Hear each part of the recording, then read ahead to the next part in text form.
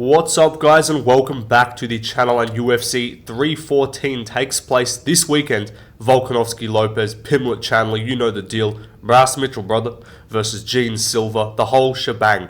It's an absolutely stacked card. It's a fantastic card. You've probably been wondering why I haven't fucking uploaded in like 6 days. Sorry, I'm on holiday. I'm recording from a hotel room right now.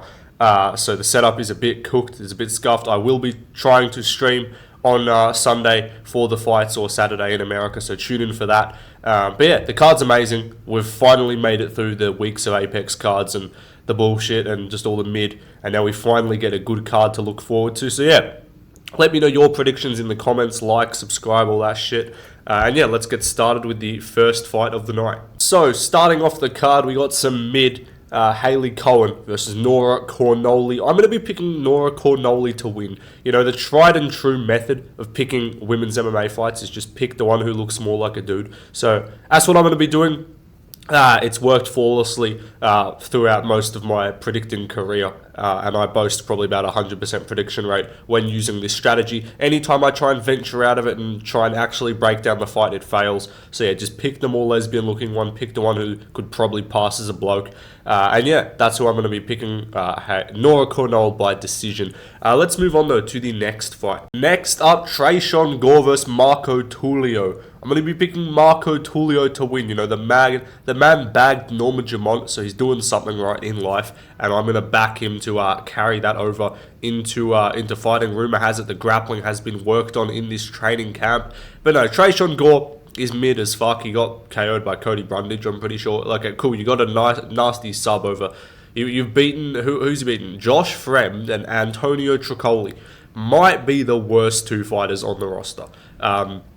So yeah, I'm going to be picking Marco Tulio. I think he's got good striking.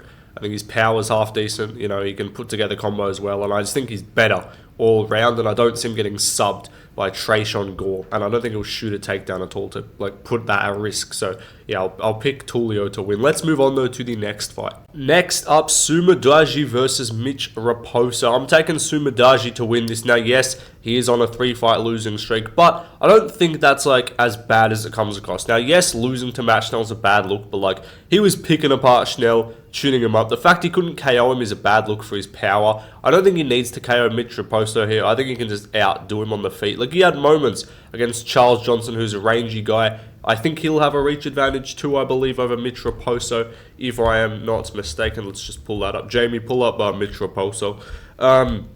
What's the kid's reach? You know, he's a bit of a bum, but it's all good. So, Mitch Raposo, he lost to Andre Lima in the debut. He's going to be at a 19 centimeter, almost 20 centimeter. That's roughly around, I'd calculate 8 inches-ish. So that's that is the reach disadvantage for him. So yeah, he's going to just get picked apart on the outside. I think Sumadaji's going to just tune him up.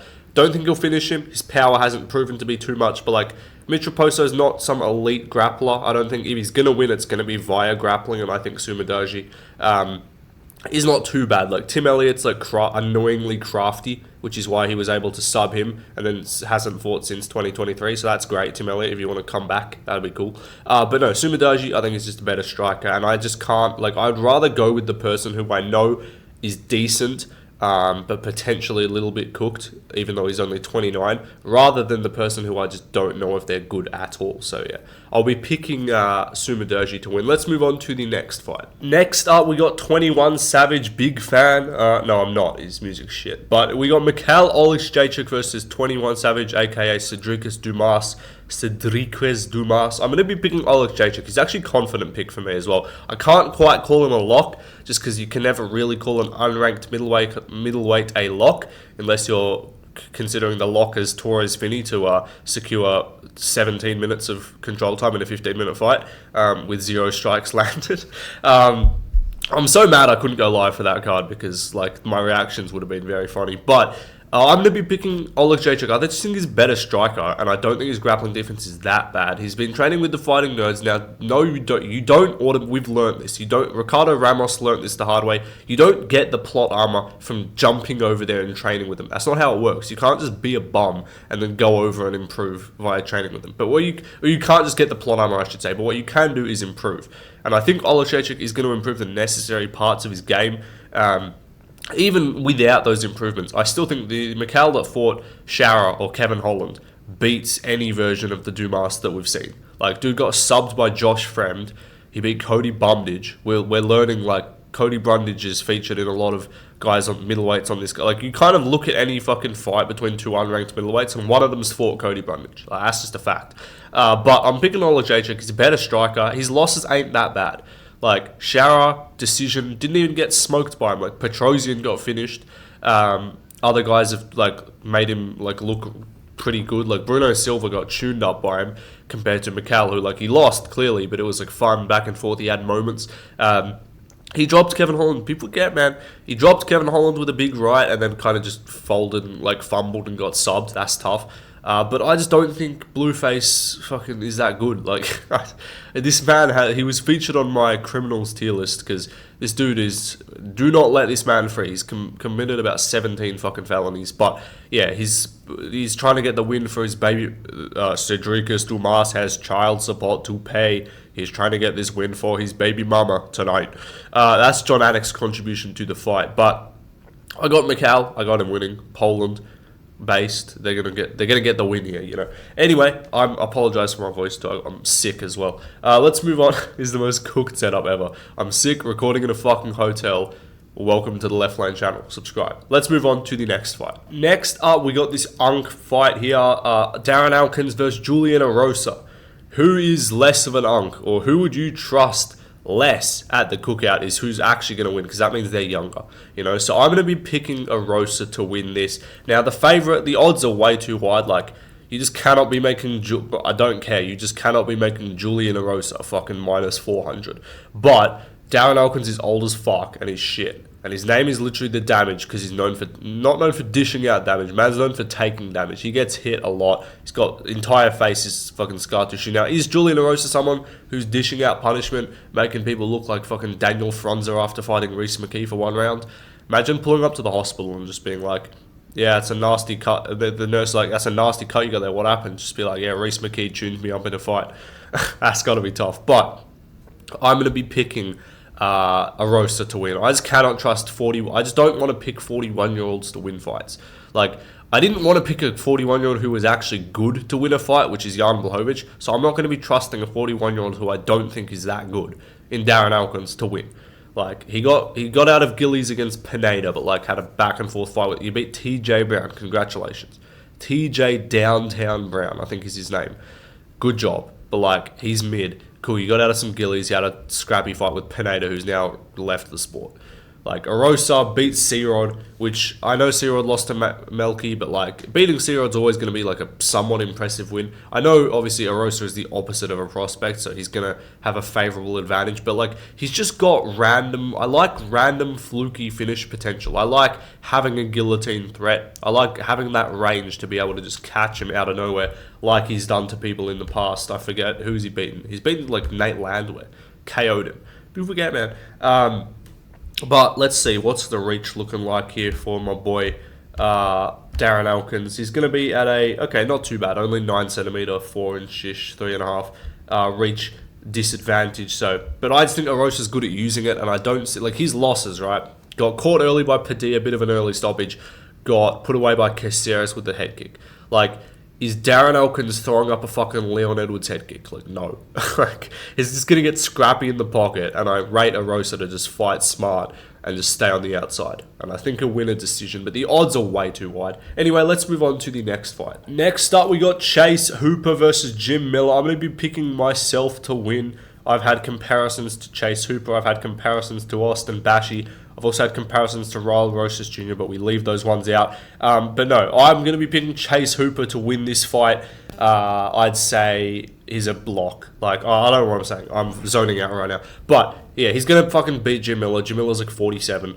I know he's trying to, like, break the record for most. He's already got the record. I think he's trying to get to 50 fights. I think he's got, like, 47 or something. So, shout out Jim Miller, always a vet of the game. Will I be upset if he randomly goes in there and shins Chase Hooper? No, it'd be kind of funny.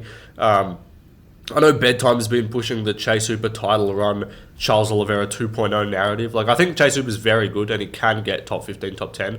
I don't think he's champ, all right, like we'll settle down with that. But like if he goes out there and just kills Jim Miller in a round, like if he finishes Jim Miller on the feet, like we know he's good at grappling. We know if you put him in there in a submission grappling match, no strikes, just submission grappling, he can beat a lot of the top 15. But like it's when he can get hit is when it's worrying, because he's striking. It's been looking improved. Like he did catch Slavakul's Borshev, right? So, but if he goes out there and it's like fuck all the grappling and just kills Jim Miller on the feet, or even if he just outclasses him for 3 minutes or 3 rounds, I should say, I'd actually rather that than like, okay, cool, you subbed him. Like that'd be impressive. Jim Miller's not a guy who gets subbed often, but like we get it. That's your game, right? And I'm saying to like go away from the game plan. No, like win the fight however you can. But if you're clearly in control, like test out the striking a bit, you know, just prove yourself a bit. Let's see the improvements, and then I'll start buying into this top 15 like caliber. Because right now, like I'm picking like 10 different unranked guys to beat him.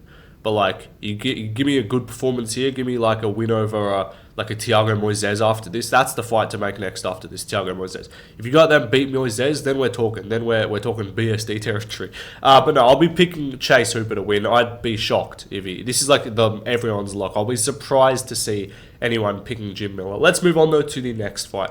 Chiwiwis? Oh, never mind. I thought that was Raul Rosas Jr. My bad. It's Werner Jandiroba versus Yan Xiaonan.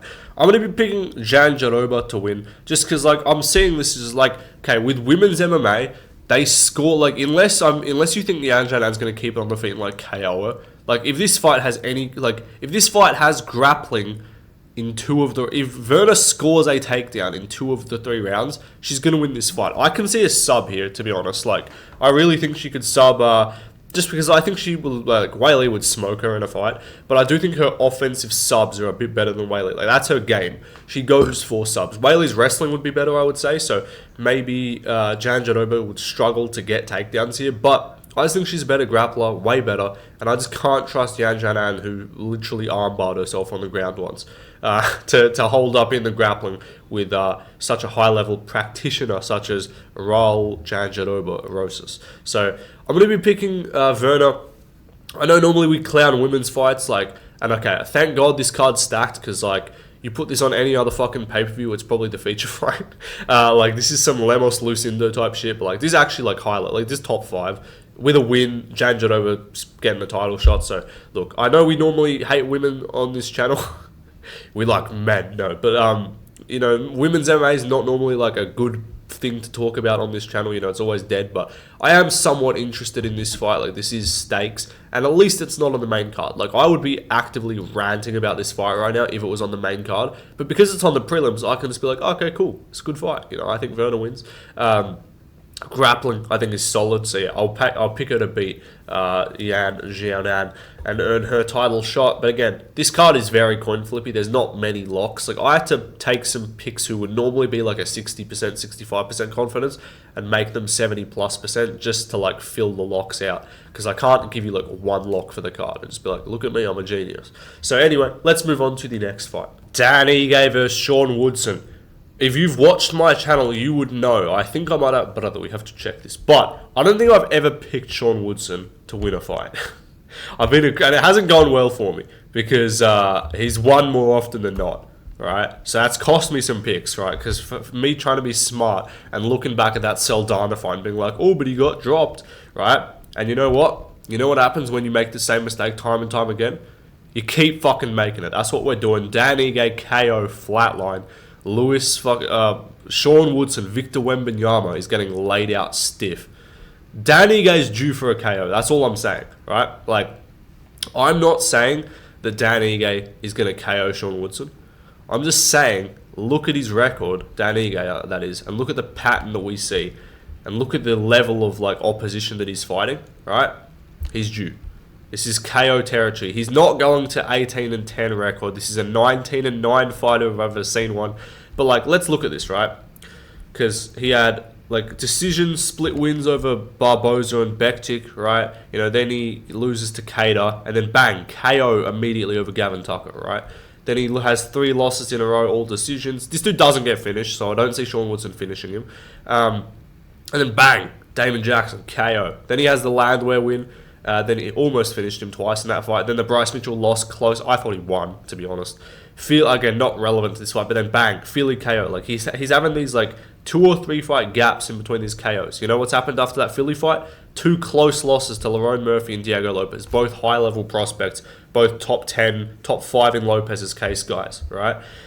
He's due for the KO. Sean Woodson, I'm still not like, yes, he's rangy as fuck and he's like good, I guess, but like I'm not that impressed by him. Like he's got 4 wins by KO, 1 win by sub. He's not finishing Daniga, let's get out of the way. But Daniga, like I know he's older, but he's not looking washed in his fights. He dropped Lerone Murphy. Josh Emmett couldn't. He was pushing a pace on Lopez in the third, making him look mid, right? Fernando Padilla, cool. I picked Padilla, that was retarded. Alex Caceres, I didn't even know if he fucking won that fight. Like, that was close as fuck. He arguably lost. Charles Jourdain split. He won. Incredibly low output. Dennis Bazuka decision. You got to be doing a bit more to Dennis fucking Bazuka. Louis Saldana split jaw. Was lucky to not get done in like after that knockdown. He finished Colin Anglin. Splitty win over Zalal. Aged well. Different matchup here. And then he got subbed by Rosa, right? And then he beat Kyle Bochniak. And he KO'd McKinney on, like, that's fucking McKinney, right? But, like, Ige, he's solid. You don't finish him. He's going to be there all the time. And he's got that KO. And you know what his KOs are? They're big looping right hands over the top that catch you off guard. I can see him just cracking Woodson, who I just cannot back to take shots well. Pause. What? As statements should never be said again. But I cannot trust Sean Woodson's lanky ass 6'3" at featherweight build to take damage off Dan Ige, who still cracks. Like Dan Ige, either KO or I can see him winning damage based decision, just because Woodson, his style isn't high output. If you're a punching bag in front of him like Padilla, yeah, he'll tune you up. Fucking Dennis Bazuka, alright, he'll land some output. But like if you're any good, he's immediately resorted to just range striking, throwing like 3 jabs a minute and just winning based on looking like he's doing more because he's got reach. So I know I don't normally pick guys with a massive reach disadvantage, but I think Ige gets this shit done. I think he wins by KO, and finally we see this fucking alien banished from the sport. I hate this guy's style. It pisses me off. And I'm never picking him. Like, I actually genuinely, I don't know if I've actually fucking picked him in a fight. I picked against him against Padilla. I picked Caceres to beat him. I picked I picked Bazuka. I picked him to beat Bazuka. But like, yeah, I've picked against him in his last 3 fights. So yeah, I'm backing Dan Ige by KO. Let's go. Anyway, let's move on to the main card. Nikita Krylov versus Dominic Reyes. I can't, like, there's an idea of a Reyes pick here because Krylov's been out for ages. And like stylistically, it's not a bad matchup for Reyes, but I just gave up on watching tape. Like that's what I did last year. I watched tape, and my picks were like mid. Like they were still good. I finished the year at like 65%, 66% for the year. I'm running at 67% this year. If you haven't seen already, I'm just the GOAT, like the best predictor. Like everyone else in their channels, like as a joke, is like I'm the best predictor on YouTube. Like Bedtime does that shit. Good channel, right? You're not the best predictor on YouTube, buddy. Stats don't lie. Men lie, women lie, numbers don't, type shit, you know? 67% for the year. I'm top 10 across all of YouTube, and half of that's just including some randoms who only do picks. So, like, I'm cooking this year on picks, and that's been tracking since June last year. So, last year of picks, basically, I've been on fire. And this year especially, 67%. So, I just, like, I'm going off vibes. Like, I don't even fucking, I gave up on watching tape. It doesn't do anything. It doesn't help you. Just think of who you thought was going to win when the matchup was announced and don't overthink it. That's who you got to stick with. And when I saw this announced, I'm like, yeah, Reyes is probably cooked, isn't he? And then I was like, I went back and think. I was like, yeah, maybe Reyes can win. He KO him. Like, there's a potential. He's quick on the feet. You know, maybe the chin's not that bad. His chin's recovered. Like, nah, bro. I'm going to just pick Krylov. Like, type shit. You know, Krylov's going to win. He's going to come back after a few years off. Who knows where he's been? Was probably at war. Maybe died. Maybe it's a random person coming back. If Krylov loses, that's going to be my excuse. I'm going to say that they actually got a body double who's never trained martial arts in his life. And Krylov died at war. So that's my excuse. But if he's been training, I back him to be good. He's not old either. Like, he's 33. This is not like if this was Blachowicz, like, okay, I know Blachowicz beat Reyes, but like if this was the Blachowicz that fought Olberg versus Reyes, we're having a conversation. I might be picking Reyes just because like Jan's older, but like Krylov's 33, competitive fight with Hank, took the first off him. You know, he's not getting beat O's to me. He got fluked by Paul Craig. It is what it is. But, like, Reyes is just, like, getting chinned. He's been chinned consistently. And am I really rating a fucking Dustin Jacoby win and an Anthony Smith pity TKO? Like, just flatline Smith in the first round. Like, I don't want you to have Smith curling up in a ball in, like, round 2 where you're like, just stop it at the end of the second, right? That's not what we need. I need you to flatline, like, if he's gonna, I don't think he wins a decision over Krylov, because, like, Krylov's got grappling chops, he's a finisher, he wins fights via finish a lot of the time. He looked real good against Ozdemir. Like, he's fought Span since then, subbed him straight away, had a goofy ass fight, but, like, Span, okay, I'm not going to use MMA math, different styles, but, like, Span KO'd Reyes. Krylov has pop, he can hit. So I'm going to be backing Krylov to win. I'd love to see Reyes continue the title reign, or title run, I should say, but not all things in life are perfect. You know, that's how it goes, unfortunately. So I think that the title run ends here. You you don't get to be like a mid. How old is Reyes? Maybe he's not. Maybe he's young, and let's see. He's got to be mid-30s, 35. So it's not too bad. But like, you just don't really, like, you can get some wins back. I'm not saying like you go on a loss streak, you can never win a fight again. But you just rarely see a fighter go on a 4-fight. It should be 3. You beat Jones, but like 3-fight KO streak, and then fully come all the way back. Pause again. But anyway, I'm picking Krylov off vibes. Just let's be honest. Vibes, go Krylov. Let's move on to the next fight. Next up, Yair Rodriguez versus Patricio Pitbull. I ain't picking Pitbull to win. He's 37. He's not all that. Now, I know I just offended the fake hardcores that think fucking Johnny Iblin's the best middleweight in the world right now. Like, I'm sorry, bro. You go back to watching your fucking Luke Thomas shit where you're like, I don't know, man. I actually think Yaroslav Amaslav would beat Carlos Prates. Like, I just said that to take the piss, but like, these fuckheads that just are acting like Bellator guy. Like, some of them are good, right? Like, Shamil Musayev's like good. Eblin's good, right? Nemkov's pretty solid, but like, can we stop acting like every fucking Bellator? Like, okay, Chandler won his debut against a cooked version of Dan Hooker and then has looked mid ever since. MVP's done well, but like, MVP's a great striker. That's not like, Bellator purebred fighter. Like, he's actually, like, he's got the background similar to Wonderboy, right? Like, Pitbull, he's 30, he's good, he's very good, right? But prime, not prime. This is not his prime anymore. This dude is 37. He's been slept. Yair is gonna light this man up on the feet. I'm putting Yair as a lock. And I'm setting myself up to look, because I could fucking fence sit this and just be like, I don't know, man. Pitbull could take him down and wrestle him. Like, yes, that's all. Anyone who can shoot a double leg can just take down Yair and sit on him. That could happen. So this fight could be dead. I've got, like, I know I'm not going to copyright I'm not going to steal Bedtime's fucking bingo shit, right? He does that, the bingo card. If I was doing my own mini bingo card for this, I'm putting like at least 1, probably 2 of the top 6 fights don't deliver. So I'm talking like from Sean Woodson to Dan Ige to the main event, I think 2 of those are going to end up being kind of mid. Definitely 1. I'm thinking we could be in for either a mid-fight with Krylov Reyes, or this fight, if Pitbull wins, could be dead as fuck. And it's just he lays on him and it's like, Pitbull won, whatever. There's the rough chance where the Gene Silva Bryce Mitchell fight's dead. I don't see Co-main even could end up being underwhelming, but prediction for this fight, Yair is lighting this man up on the feet. Pitbull has nothing for him on the feet. Yes, Yair is hittable.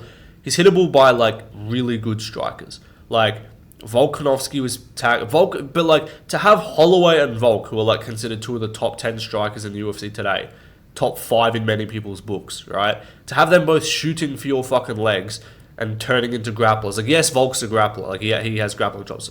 Turning Max Holloway into fucking D1 Max. Now, yes, it's a bad look for your grappling, but that's a good look for your striking. This man is a problem to deal with on the feet. He cooked Ortega early. I know Lopes did it too. Lopes did it after. He's so dangerous early. He butchered Josh Emmett. I know Ilya beat him up, took him to the cards. Yes, he was getting cracked, but like, Yair's got a sick chin. Like, I know Volk rocked him. That was after he got headbutted. Like, what's it called? Emmett, we've just seen, like, he's dangerous, bro. Emmett fucking, like, slept Bryce Mitchell.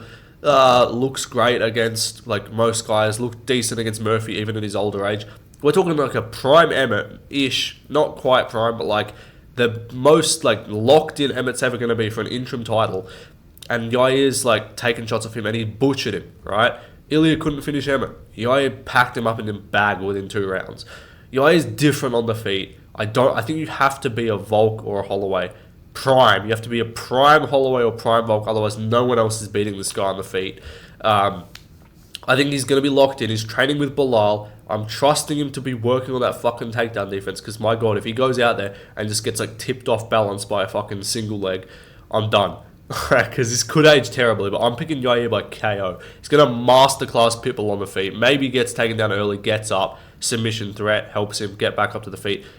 If this dude spends more than 2 minutes on the feet with pitbull, he's kicking his fucking legs out from under him, he's butchering him with body kicks, and he's going to fucking sleep him. So I'm picking Yair by flatline KO with a head kick. Highlight reel shit. But if he loses, the fight will be dead as fuck. Pitbull won't finish him. The fight will just be shit. Anyway, let's move on to the featured fight. Bryce Mitchell, brother, versus John Silva. I'm picking Gene Silva to win, bro. He's flatlining. Maybe not flat. He's finishing Bryce Mitchell. He's putting him in a bag, and MMA Guru is going to cope. That's what's going to happen. That is my prediction. I don't mind Bryce Mitchell, you know. I like what he has to say. He's a good pattern recognizer. You know, he's got some base takes. He's got some historical observations that should be shared, you know. But fighting-wise, I'm not that high on him.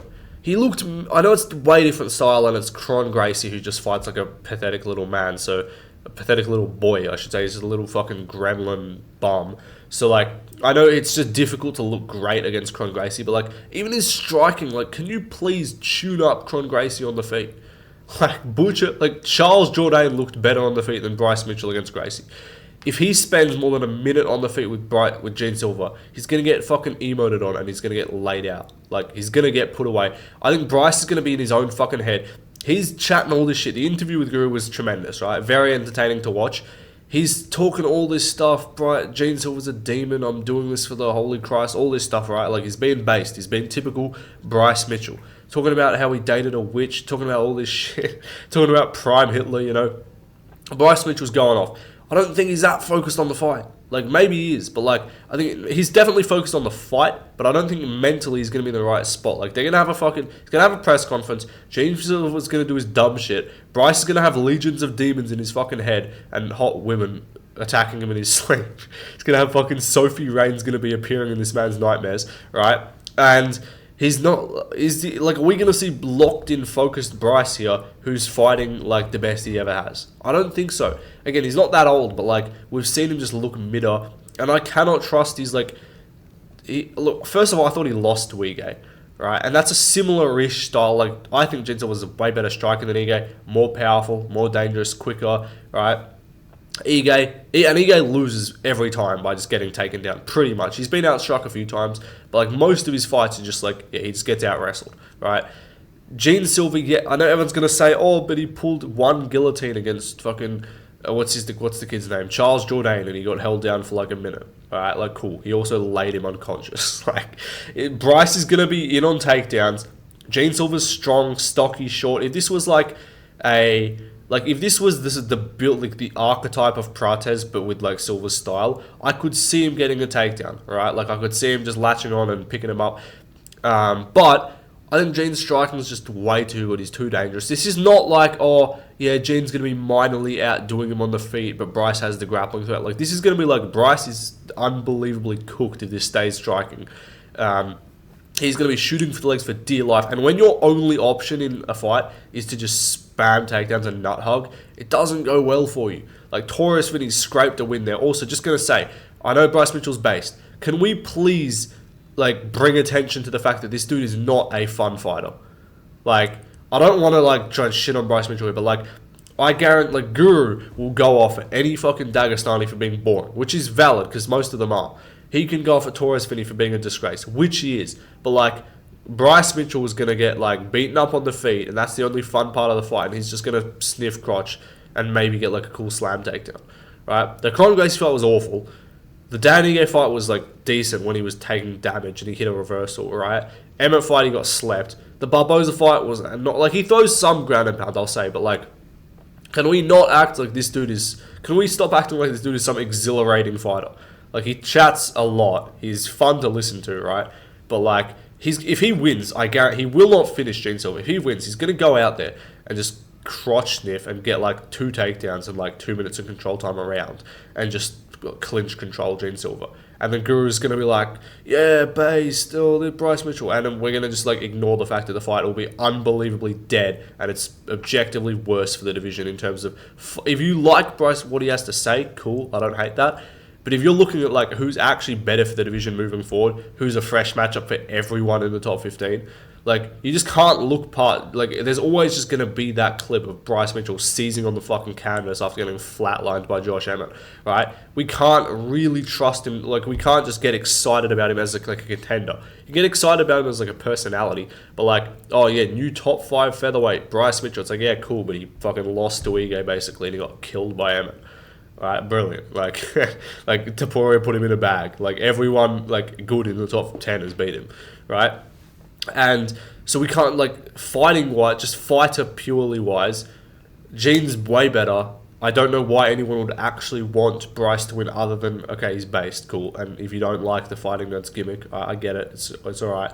But fighting-wise, breakdown, Gene's going to cook him on the feet when they're there. He's going to have Bryce so desperate for the takedown that the takedown entries won't be good. You need to be comfortable on the feet enough to then be able to set out your takedowns. If you're like, you saw it with Finney, he's just panic blast shoulder charging Robert Valentin. Like, it's going to look the same here. Bryce is going to just go in for a telegraphed ass takedown. Maybe he gets it briefly. I think Gene's strong, stocky, he can get to his base. And I think he gets up and he finishes Gene Silva. So he finishes Bryce Mitchell on the feet within 2 rounds.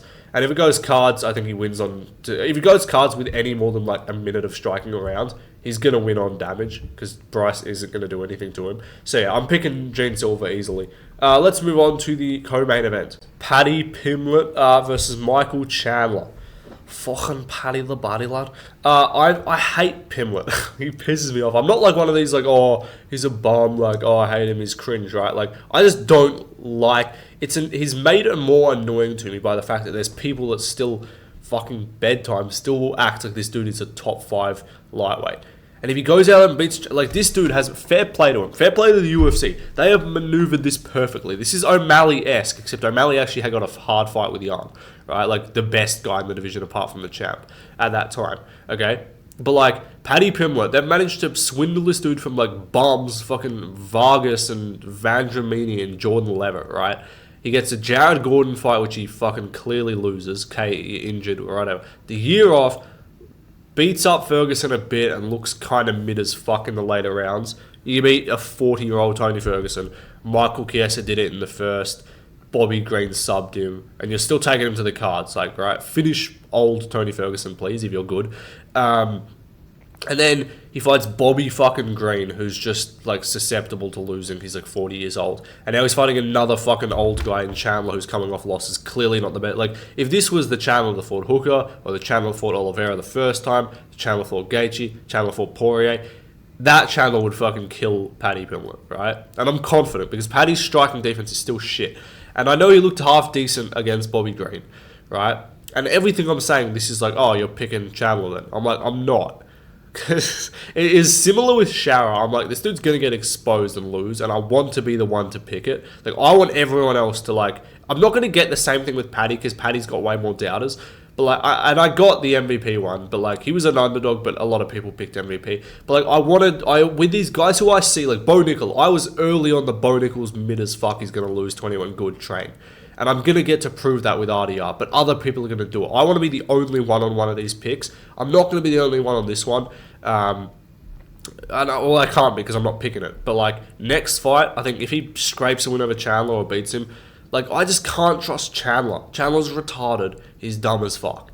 Like, he's got question... And Paddy's big, too. Like, Paddy's size is actually an advantage. He's a big fighter. He's probably going to, like, he's going to look way better, like, way bigger on the feet. Not better. Chandler's just going to swing overhands, though. Like, who knows? Maybe Chandler goes out and sleeps him, and I kind of want it to happen.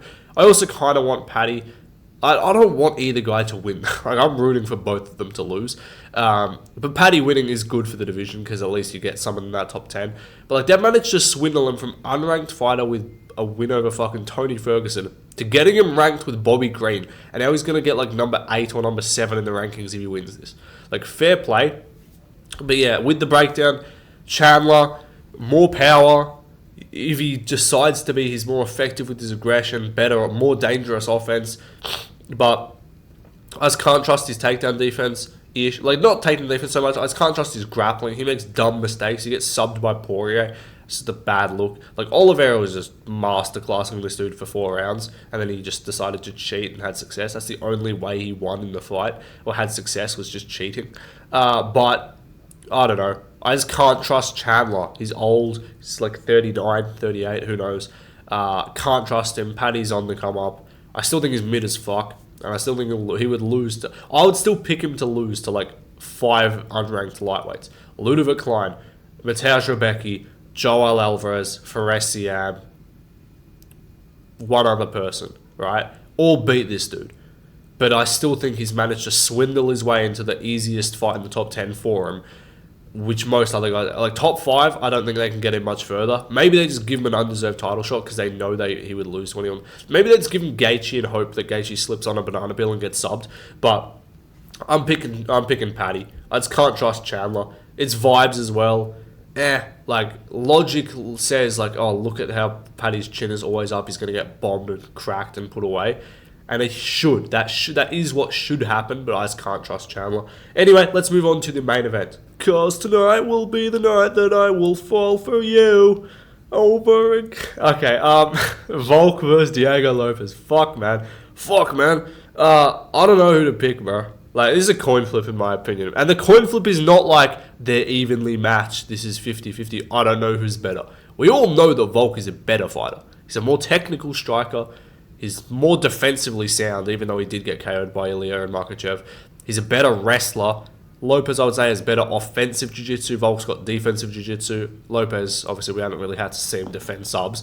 But, like, everything, like, technical about this is, like, Volk. Volk. Dude pitched a perfect game in 50, put a 50-45 on Holloway's head, right?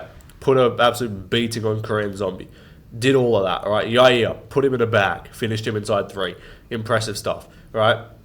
But the 50-50 is, like, can he take the shots of Lopes or can he evade the shots? Because I don't think he can take them.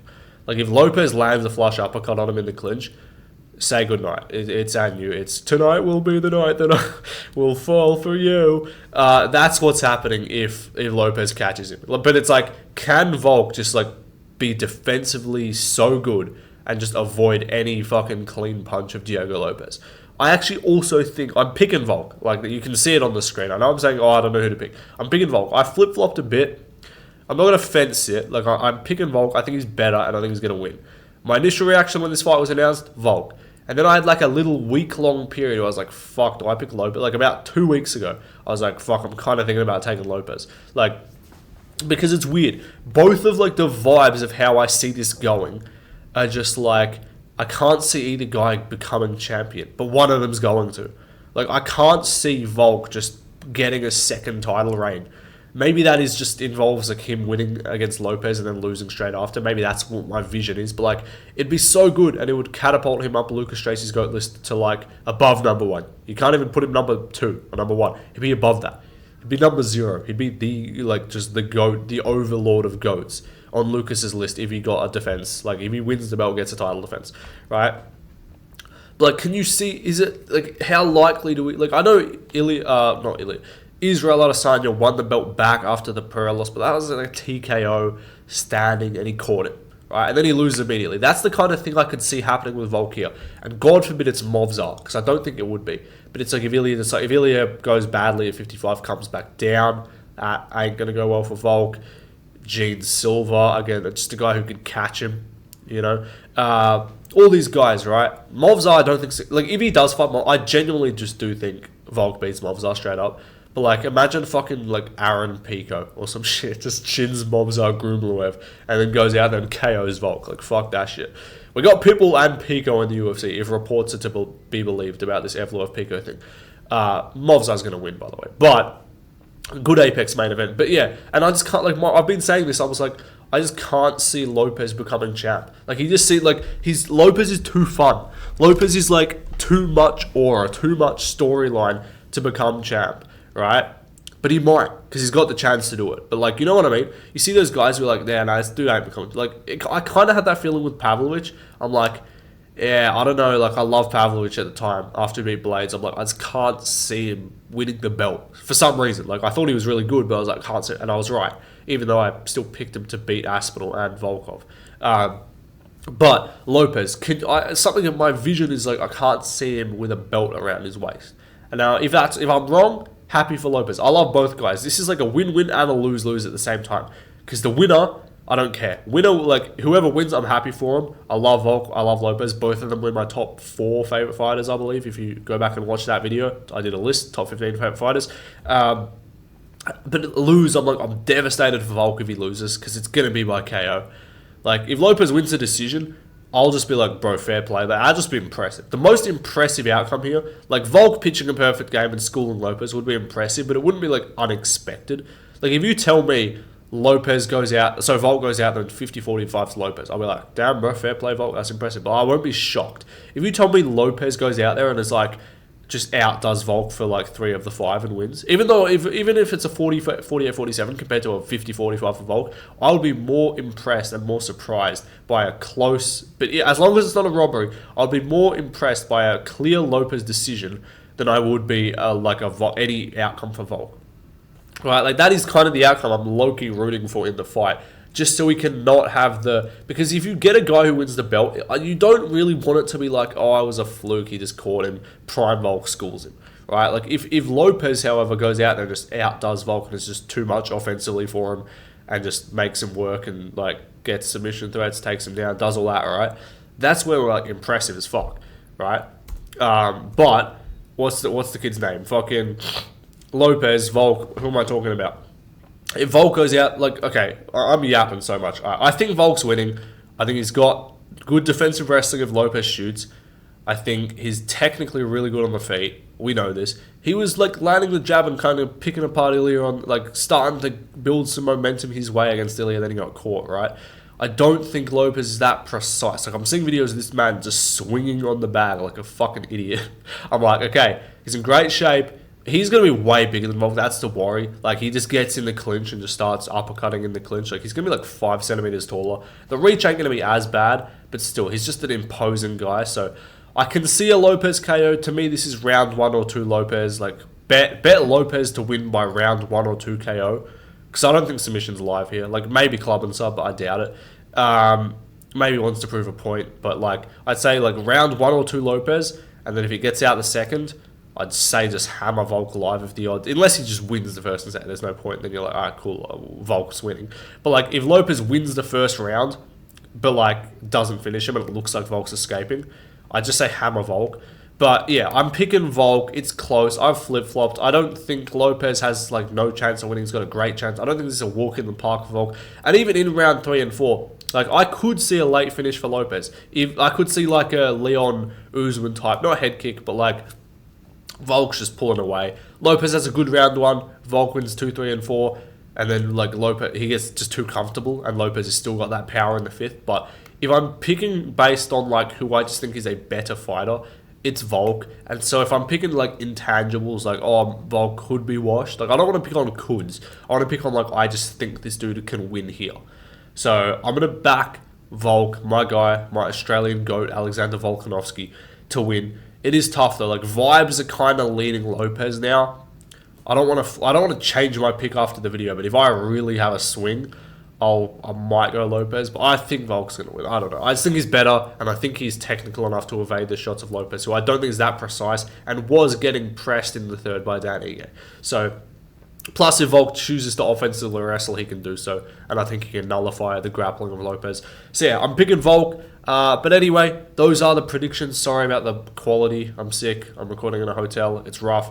Drop some more video ideas you guys want to see. I'm in Vietnam right now, in Asia. Someone messaged me saying you should do a UFC fighters as ladyboys tier list. That is not happening. I'm not doing that video. But any other videos, you guys let me know. Within reason, I'll do them. But anyway, goodbye. And see you later. I'll stream as well, so tune in. Bye-bye.